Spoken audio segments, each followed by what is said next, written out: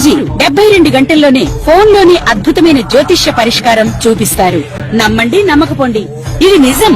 శ్మశాన కాళి రుద్ర చౌడీదేవి ఆరాధకులు నంబర్ 1 వశీకరణ specialist.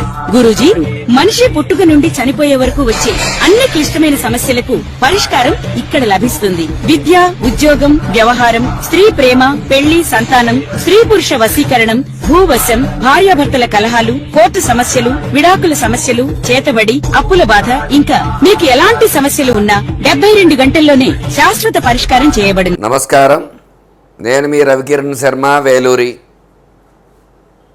April నెలలో ద్వాదశ రాశులు ఏ రకంగా ఉండబోతున్నాయి, ఏ రాశులకి ఏ సంచారాలు జరుగుతున్నాయి, గ్రహ సంచారం ఎలా ఉంది అనే విషయాన్ని బట్టి 12 రాశుల వారికి కూడా ఈ ఏప్రిల్ నెలలో ఎలా ఉండబోతోంది, ఎలాంటి అనుకూలతలు ఉన్నాయి, ఎలాంటి ప్రతికూలతలు ఉన్నాయి, ఎవరు ఎలాంటి పూజలు చేసుకోవాలి, ఎలాంటి హోమాలు చేసుకోవాలి, ఎలాంటి జపతపాలు చేసుకోవాలి అనే విషయాన్ని గురించి తెలియజేయడం జరుగుతోంది.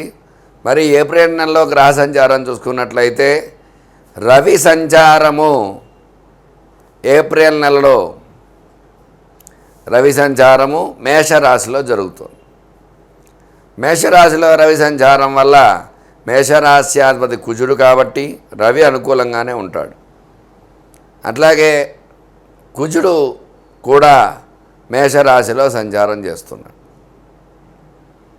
స్వక్షేత్రము కాబట్టి కుజుడికి మేషరాశి, కుజానుకూలతది ఉంటుంది. బుధుడు వ్యాపారకారకుడు బుధుడు కూడా ఈ యొక్క మేషరాశిలో సంచారం చేయడం జరుగుతుంది. మరి శుక్రగ్రహం కూడా ఈ మేషరాశిలో సంచారం చేయడం జరుగుతుంది. ఈ ఏప్రిల్ నెలలో 4 రాశులు, 4 గ్రహాలు మేషరాశిలో సంచారం చేయడం జరుగుతుంది. తద్వారా ఈ మేషరాశి వారికి అనుకూలతలు ఎలా ఉంటాయి, ప్రతికూలతలు ఎలా ఉంటాయి అనే విషయం కూడా మనం తెలియజేయచ్చు. అలాగే శని భగవానుడు మీనంలో సంచారం చేస్తున్నాడు. మరి రాహు మకరంలోకి సంచారం చేస్తున్నాడు. గురుడు కర్కాటకంలో సంచారం చేస్తున్నాడు మే వరకు కూడా. మరి ఈ రకంగా ఈ నవగ్రహ స్థితిగతులను బట్టే మానవుడి యొక్క జీవితం అనేది ఏర్పడుతుంది. ఈ నవగ్రహాలు పరిపాలించే పరిపాలనా విధానాన్ని బట్టే మనకి ఏ రకంగా ఉండబోతోంది, ఏ రాశి వారికి ఏ ఫలితాలు జరుగుతాయి అనే విషయం క్షుణ్ణంగా చెప్పగలుగుతాం. అయితే ఈ సంవత్సరము పరాభవ నామ సంవత్సరం. పరా అంటే సాధించడానికి వీలైనటువంటిది అని కూడా చెప్పబడుతుంది జరిగింది. అంటే దేన్నైనా సరే సాధించగల స్థితిని పొందగలిగే సంవత్సరము.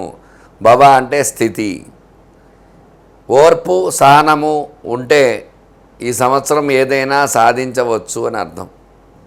అందువల్ల కష్టం వచ్చిందని అసహనం చెందకుండా, సంతోషం వచ్చిందని ఆనందపడకుండా, సౌమ్యంగా భగవత్ ఆరాధన ఎవరైతే చేసుకుంటూ ఉంటారో వాళ్ళందరికీ కూడా ఖచ్చితంగా దైవానుగ్రహం కలిగి ప్రతికూల ఫలితాలు ఉన్నప్పటికీ కూడా భగవత్ అనుగ్రహం ఉంటే ఖచ్చితంగా ఎలాంటి ఇబ్బందులు లేకుండా సౌమ్యంగా వెళ్ళడం అనేది జరుగుతుంది.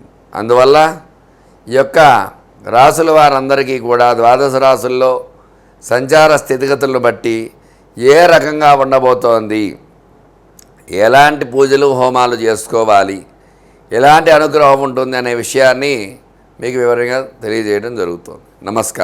నమస్కారం. సింహరాశి వారికి ఈ ఏప్రిల్ నెల ఏ రకంగా ఉండబోతోంది, ఎలాంటి అనుకూలతలు ఉన్నాయి, ఎలాంటి ప్రతికూలతలు ఉన్నాయనే విషయాన్ని చెప్పడం జరుగుతోంది. సింహరాశి అధిపతి రవి మేషంలో సంచారం చేయడం,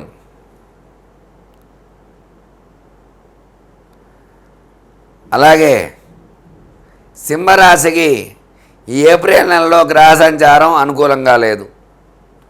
అనుకూలంగా లేకపోవడం వల్ల ఇబ్బందులు వచ్చే అవకాశాలు ఉన్నాయి. వ్యయంలో గురు సంచారం జరగడం వల్ల పనులు ప్రతికూలంగా జరుగుతూ ఉంటాయి.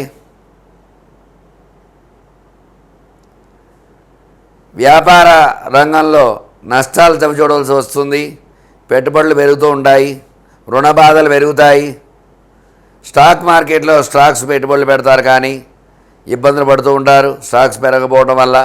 రియల్ ఎస్టేట్ రంగం అంతంత మాత్రంగా ఉంటుంది ఈ నెలలో. అలాగే సినీ పరిశ్రమలో సినిమా హిట్ అవుతుంది అనుకున్న సినిమా కాస్త ఫ్లాప్ అయ్యే అవకాశాలు ఉంటాయి. సినీ పరిశ్రమ కూడా జాగ్రత్తగా ఉండాలి. రుణ బాధలు పెరుగుతాయి.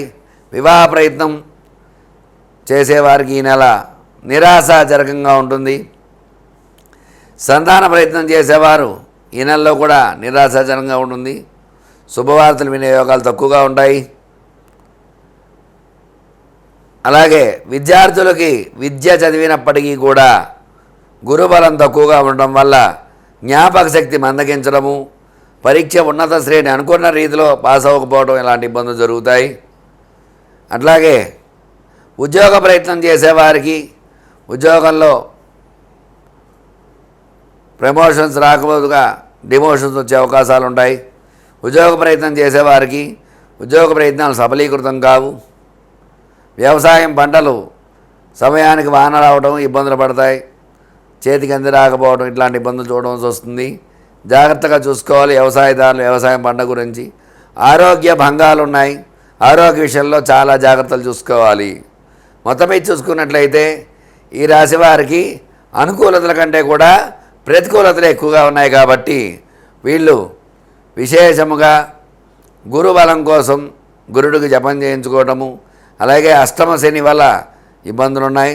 అష్టమ శని వల్ల శనికి జపం చేయించుకోవటము, ఎందుకంటే శనికి రవి శత్రువు కాబట్టి ఖచ్చితంగా ఇబ్బందులు ఉంటాయి. కాబట్టి ఆరోగ్య విషయంలో శనికి జపం చేసుకోవటము, అట్లాగే రాశ్యాధిపతి రవి కాబట్టి ఆదివారం నాడు గోధుమలు దానం ఇవ్వటము ఇట్లాంటివి చేయటం ద్వారా అనుకూలతలు వచ్చే అవకాశాలు ఉన్నాయి. చూశారు కదండి సింహరాశి ఏ రకంగా ఉండబోతోంది ఈ నెలలో, ఎట్లాంటి అనుకూలతలు ఉన్నాయి, ఎలాంటి ప్రతికూలతలు ఉన్నాయి విషయాన్ని చెప్పడం జరిగింది. చెప్పిన రెమెడీ పాటించి భగవద్ అనుగ్రహాన్ని పొంది మీకు అనుకూలంగా చేసుకుంటారని కోరుకుంటూ మీ రవికిరణ్ శర్మ, వేలూరి జ్యోతిష్యరత్న అవార్డు గ్రహీత. నమస్కారం.